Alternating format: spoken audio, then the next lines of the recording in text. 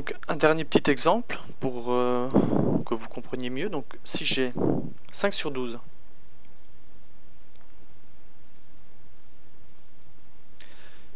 et je veux obtenir une fraction équivalente avec un dénominateur de 36. Donc quelle est cette équation? Quelle est cette fraction équivalente? Donc on voit tout de suite que de 12 à 36, j'ai multiplié par quelque chose. Donc ici j'ai multiplié par quelque chose.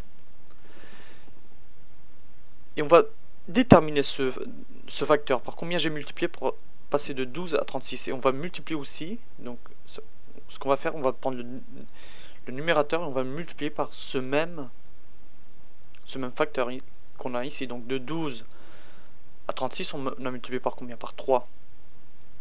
Parce que 12 fois 3 égale à 36. Donc il faut toujours découvrir ce facteur. Donc c'est 3. Et vu qu'ici on a multiplié par 3, bah, tout simplement pour découvrir ce qui nous manque là, c'est ça qu'on veut découvrir, bah, on va multiplier par le même facteur, par 3.